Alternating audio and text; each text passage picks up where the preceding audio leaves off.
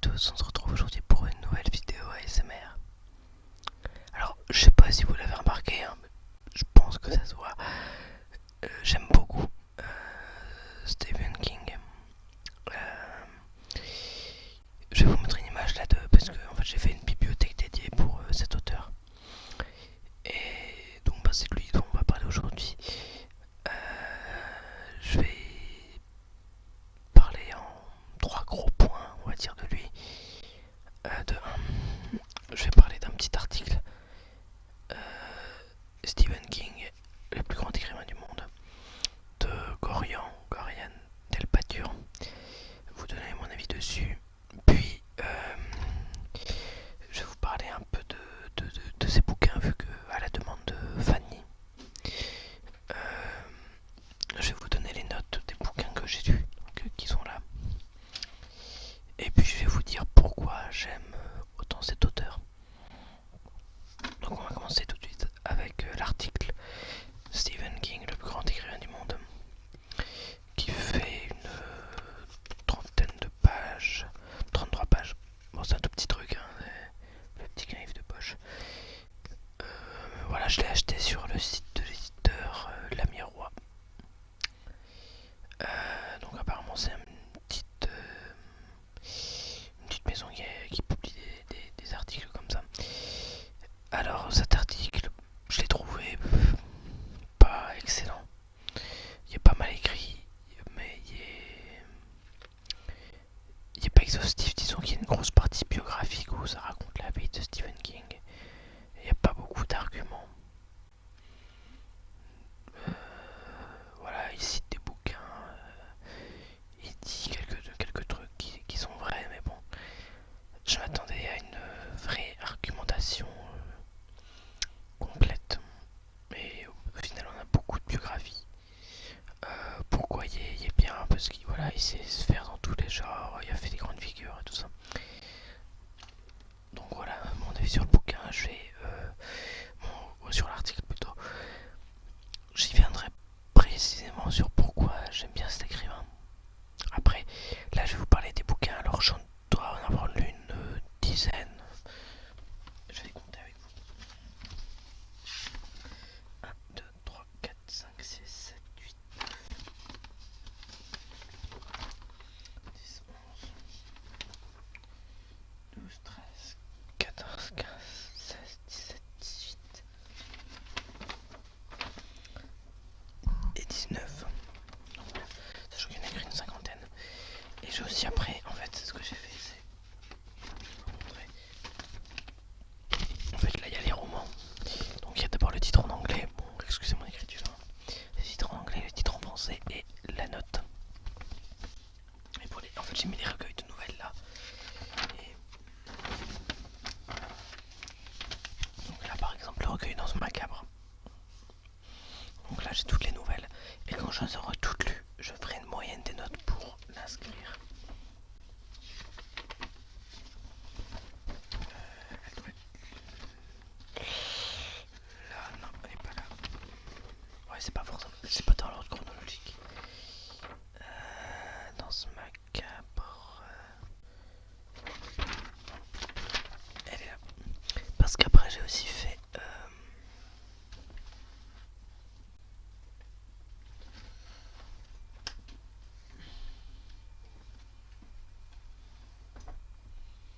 Un journal de lecture. Alors là, je vais pas trop l'ouvrir. Là, j'en ai fait un dédié à Stephen King où je raconte, où je mets les infos, la couverture, la note et un petit avis. Faudrait que je le mette à jour d'ailleurs. Donc je vais vous donner mes notes. Donc, je vais vous donner le titre anglais et le titre français si le titre est différent. Et la note. Donc Carrie, 8,5 sur 10. Alors toutes les notes sont sur 10. Rage, donc Rage, 8. Shining, 8,5.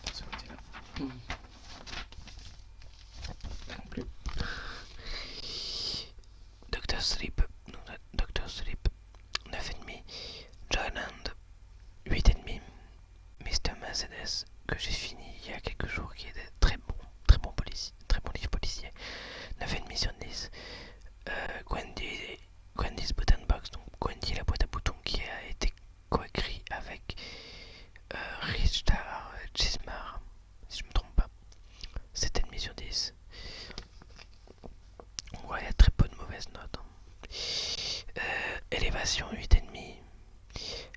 The Outsider, l'Outsider 9,5. Throttle, donc plein gaz, qu'il écrit avec un de ses fils, je crois que c'est Joe Hale, 7,5 sur 10, donc voilà. Il n'y en a aucune qui descend toute cette pour l'instant, j'ai jamais été déçu. Et le premier tome de La Tour Sombre, The Gunslinger 8. On va passer aux nouvelles, puisque j'en ai pas lu beaucoup. Une sale grippe, 8,5. Donc c'est toujours sur 10, c'est le Croque-Mitaine, 10 sur 10. Une nouvelle formidable qui est très courte, qui fait une dizaine de pages, que je lu d'ailleurs, que je vous ai lu pour Halloween. Et j'ai adoré cette nouvelle. Pour l'instant c'est sa meilleure nouvelle. Children of the Corn, pardon, les enfants du maïs, 9,5.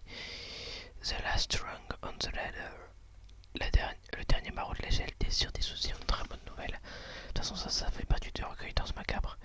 Et The Man Who Loved Flowers, l'homme qui aimait les fleurs, 9 sur 10. Alors j'ai lu une novella, puisque c'est une novella de différentes saisons, donc c'est Espoir, Éternel Printemps, Rita Hayworth et la rédemption de Shawshank, 10 sur 10. Une très très bonne novella, très belle.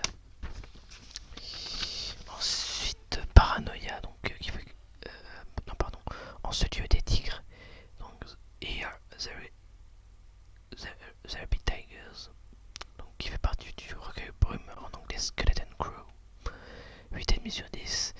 Paranoia, une mélopée, donc Bernard Hutchent, qui est un poème, 8,5 sur 10. Machine divine et traitement de texte, Word Processor of Gods, 8,5 sur 10. For Owen, donc pour Owen, 8 sur 10. Et il me semble que c'est tout après. J'en ai pas lu d'autres.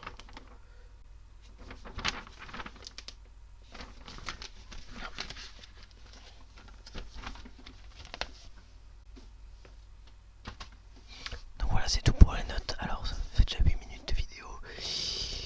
Maintenant je vais vous dire pourquoi j'aime autant Stephen King. Oui, donc déjà il y a plusieurs débats sur internet que je vois. Ouais, pourquoi vous prononcez Stephen alors que c'est Stephen PH? Parce qu'en anglais c'est Stephen King, ça c'est Stephen King. Et que voilà, pendant longtemps j'ai dit Stephen, mais bon, ça colle mieux. Comme par exemple, je sais pas moi, voilà, Rowling, on dit Rowling, on dit pas Rowling. Bref. Donc, pourquoi j'aime beaucoup Stephen King? Alors, faut d'abord, je vais remonter à plusieurs années en arrière. Il y a 4-5 ans, on va dire, plutôt 4 ans, je n'aimais pas King. Je me disais, c'est de l'horreur, j'arrive pas à avoir peur. Ça a l'air fantastique, ça a l'air d'être complètement farfelu. Je me dis non, j'aime pas, je vais pas aimer. J'étais complètement réfractaire. Puis, je me suis dit, bon, allez, c'est un auteur connu. Je vais lire Plein Gaz, puisque c'était c'est une petite, un court roman, une nouvelle qu'il avait écrit avec son fils, justement. Un de ses fils. Et j'étais bof, ouais. J'aimais pas plus que ça. Et après j'ai entendu parler de La Ligne Verte. Je me suis dit, ah ouais, ça peut être pas mal. J'ai regardé le film. J'ai même pas regardé le film. Je sais plus, non, j'avais regardé une vidéo de Link the Sun qui parlait de La Ligne Verte justement. Et dedans j'avais vu que c'était un bouquin de Stephen King. Je me suis dit, bon, je vais regarder le bouquin avant de. Enfin, lire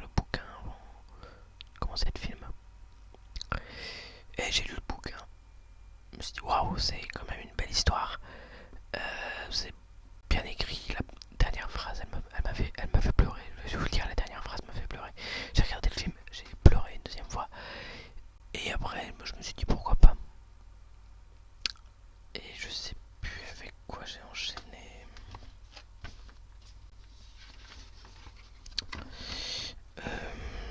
Alors Shining, j'ai hésité longtemps avant de le voir parce que j'ai vu le film et je me suis dit c'est lent, c'est long. J'ai pas aimé et finalement Shining, le bouquin était beaucoup mieux que le film.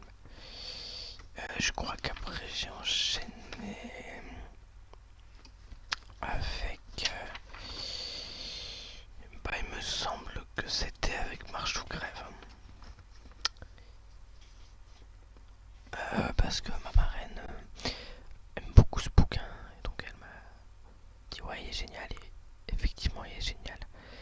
J'ai essayé après de lire Cimetière, je me suis arrêté pendant un moment, j'ai stoppé le bouquin. Non avant j'ai lu ça parce que j'avais vu le film au cinéma, le film de 2017 hein, donc, et je me suis dit ouais allez pourquoi pas je vais essayer de... J'avais commencé à lire le bouquin, le livre, et j'étais arrêté à la moitié du premier tome. J'ai fait une pause d'un an et un an et demi. Et après je me suis dit bon, je vais essayer de regarder finir le livre avant de voir le deuxième film. Parce que sinon je vais être spoilé, je vais avoir moins de plaisir. Et donc en un mois, j'ai lu la fin du... Même pas un mois. J'ai lu la fin du premier tome et j'ai lu le deuxième tome. Je me souviens, je passais des nuits à le lire. J'étais en vacances avec mon ex-copine. J'ai passé une nuit à le lire. Je l'ai fini. Je me souviendrai toujours de cette nuit où je l'ai fini. J'ai posé le bouquin, je suis enfin. J'ai presque rien compris au rituel de chat parce que j'étais fatigué et que c'était un truc complètement bizarre. Mais je me suis dit enfin je l'ai fini. C'est une belle histoire. Et là j'ai apprécié vraiment Stephen King.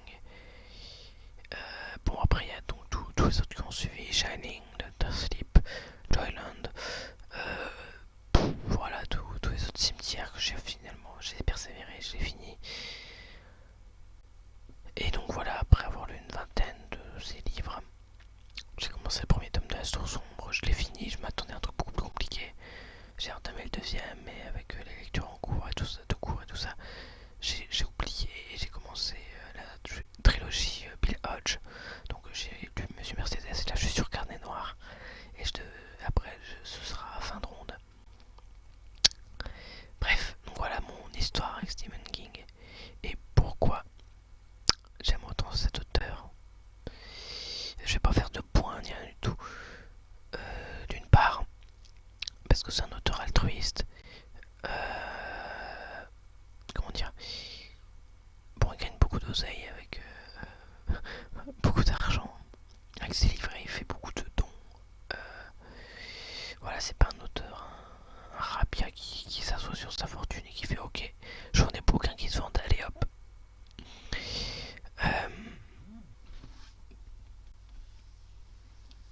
Aussi parce que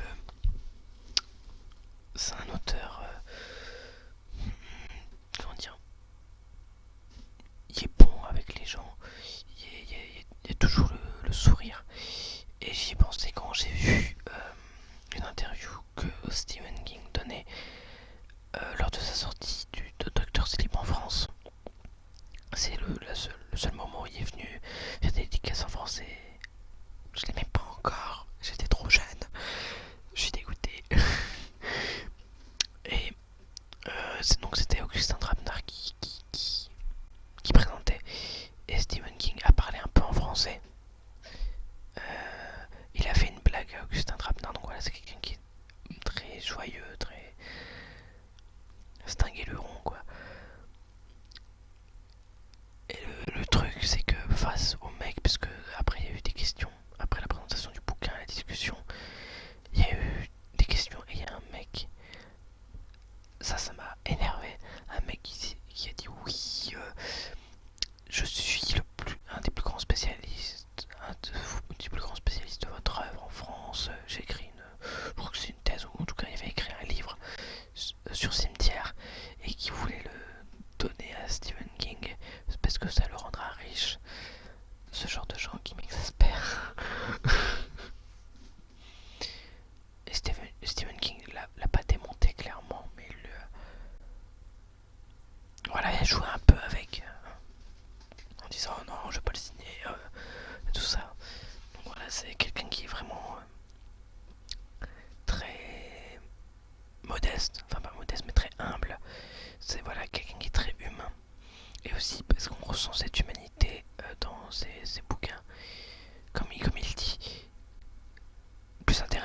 c'est qu'il prend nos peurs, il prend les siennes aussi. Et il essaie de divertir avec ça. Voilà, il s'intéresse à ce qui est de plus profond en nous.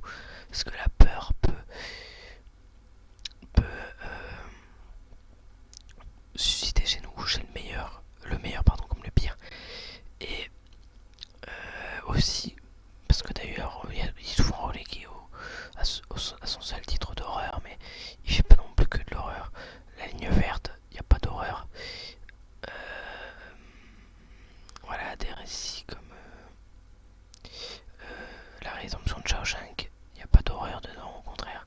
C'est pas un livre, une novella sur l'histoire, sur l'espoir, pardon, pas sur l'histoire. Bah, d'ailleurs, il y a aussi écrit des fictions historiques comme 21 ou 63 qui relate avec une histoire de voyage dans le temps l'assassinat de Kennedy. Après, ce que j'aime bien aussi chez lui, c'est qu'il y a toujours des petites références purement américaines et qui nous fait découvrir des trucs, puisqu'il y a aussi écrit des essais anatomie de l'horreur et écriture mémoire d'un métier. Comment dire, par exemple, souvent en exergue, on a une petite citation de chansons, de philosophes ou de livres. Il fait aussi référence à des auteurs, comme par exemple dans Misery, il cite je ne sais plus qui et Fitzgerald, Scott Fitzgerald, dont je ferai sûrement aussi un autre épisode pourquoi j'aime.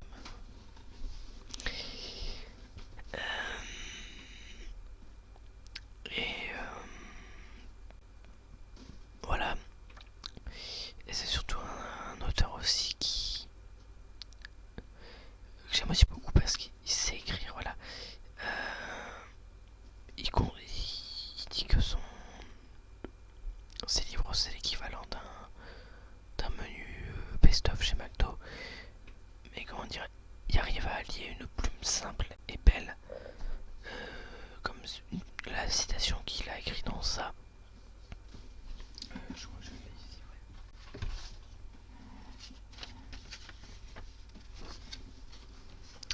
ouais. Peut-être que ces histoires de bons et mauvais amis, cela n'existe pas. Peut-être n'y a-t-il que des amis. Un point c'est tout. C'est-à-dire des gens qui sont à vos côtés quand ça va mal et qui vous aident à ne pas vous sentir trop seul.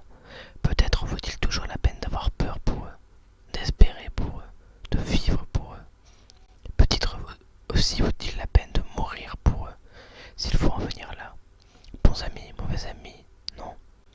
Rien que des personnes avec lesquelles on a envie de se trouver, des personnes qui bâtissent leur demeure dans votre cœur.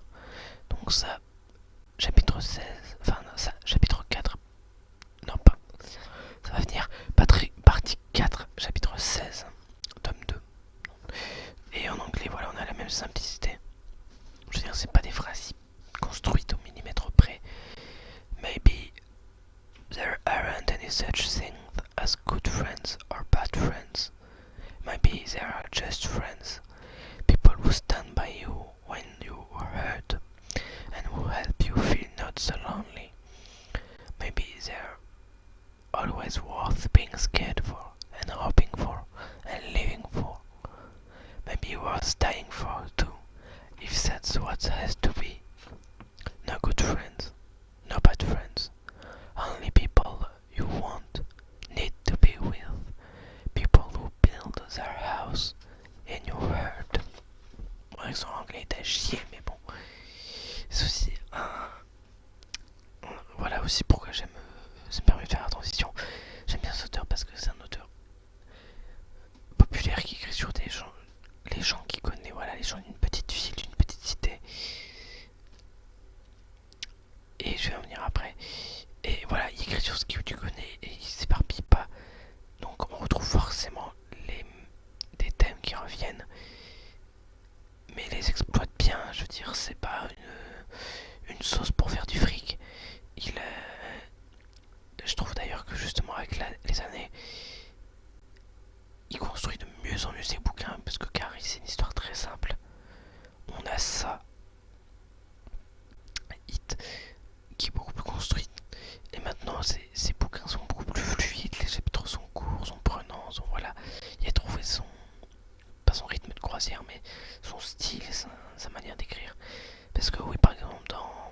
cimetière.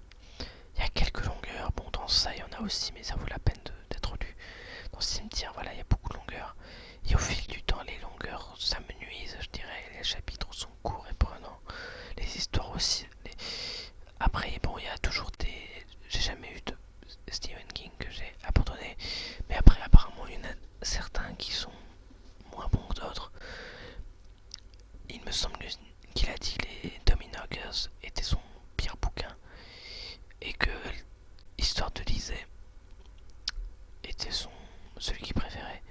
Mais voilà, bon, il y a du bon comme du mauvais, mais comme vous voyez dans les notes que j'ai données, après, c'est juste mon avis, mais il n'y a jamais eu de livre très mauvais. Bon, ils sont peut-être moins bons, mais il n'y a rien qui est acheté, quoi.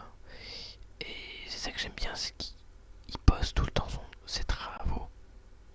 Il s'arrête jamais d'écrire, sauf 3 jours dans l'année, la fête nationale, son anniversaire et Noël, il me semble. Et c'est une personne qu'on a envie d'écouter, qu'on a envie de lire en fait. Moi qui étais réfractaire il y a 4 ans, je suis un fan absolu maintenant. Parce que voilà, j'ai appris à le connaître, parce qu'en dehors de l'écrit, il y a aussi la personne. Et je pense que ça fait beaucoup. Parce que des gens comme par exemple Céline, donc, qui était antisémite, raciste et tout ça, ou Lovecraft, on peut aimer les œuvres, mais on va beaucoup moins aimer la personne. Ça en a un peu de charme. Alors que Stephen King, c'est quelqu'un d'altruiste, de gentil, de persévérant, puisqu'il y a eu un accident dans les années 2000, il me semble, à l'époque où il a écrit Dreamcatcher, justement. Et voilà, c'est ça qui le rend humain. Il y a eu un déclic sur sa profession, je dirais. Et c'est ça aussi ce que j'aime dans son travail, c'est que c'est quelqu'un qui réfléchit sur ce qu'il fait. Il met un peu de lui dans ses bouquins, il met un peu de nous, et ça fait un très bon mélange. C'est quelqu'un qui a une imagination débordante pour avoir fait 50 bouquins. Je vais peut-être tous vous les citer d'ailleurs. Donc, outre ceux que j'ai cités, on a Salem en plus, donc Salem Slot, Dead Zone, Christine, La peau sur les os, Les Dominagueuses, La part des ténèbres, Le fléau, Bazar, Jessie, Insomnie, Rose Madère, Les régulateurs, Désolation, Sac d'os, Dreamcatcher, Histoire de Lisée, Cellulaire, Blaze, Du maquis, Dôme, Écriture, mémoire d'un métier, Danse macabre, Charlie, Différentes saisons, Brume, Minuit 2 et Minuit 4, Rêve et cauchemar, Cœur perdu en Atlantide, Tout est fatal, Juste avant le crépuscule, Nuit noire, Étoile morte, Le bazar des mauvais rêves, Le talisman, Territoire, Anatomie de l'horreur, Roadmaster, La tempête du siècle, Si ça saigne, Les yeux du dragon, La haie du loup-garou, Peur bleue, et je crois que j'en ai oublié un.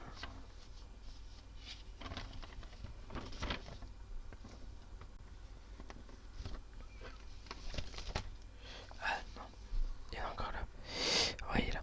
21-63. 22-63, pardon. Revival, Carnet noir, Fin de ronde, Sleeping Beauties, L'Institut, Dolores Claiborne, Chantier.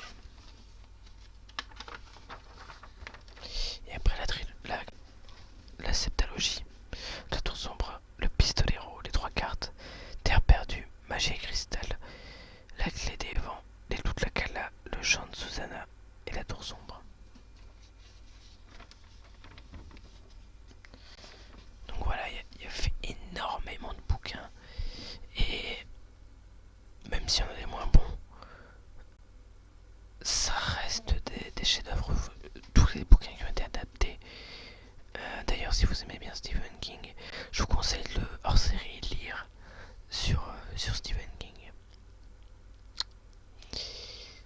Et donc voilà, il écrit de très belles histoires. C'est chez nous l'amour comme la haine, avec des personnages horribles ou superbes. personnage fort des grandes icônes comme Carrie ou Pennywise, Calypso, ou même voilà, des films cultes, Christine par exemple, ou Cujo, pour ne citer que. Voilà, tous ces bouquins, c'est des best-sellers, mais il a le mérite, franchement, il a le mérite, c'est un très bon écrivain qui allie le simple et le compliqué, le populaire et le grand public. Enfin, quand je dis populaire, c'est. Comment dire? Populaire, par exemple, un langage populaire, pas populaire dans le sens connu, justement. Voilà, donc j'espère que j'ai pas été trop éparpillé, mais voilà pourquoi j'aime beaucoup Stephen King, pour ce qu'il est, pour l'auteur qu'il est, mais aussi pour les œuvres qu'il produit, parce qu'il sait nous prendre, nous tenir à la main, et même s'il écrit des choses horribles, enfin, en sens horrible, un clown qui tue des enfants, c'est pas forcément ce qu'on a envie de voir tous les jours, ou bah, par exemple justement dans ça, le meurtre au début du roman d'Adrian Mellon, c'est quelque chose qu'il a pris des faits divers qu'il a connus. Le corps, la nouvelle à Le corps, c'est en partie autobiographique. Je crois qu'un jour il a trouvé un cadavre dans la forêt. Je ne sais plus où, faudrait que je lise d'ailleurs Le corps, qui a aussi fait un film culte, Stand By Me, qu'il faut aussi que je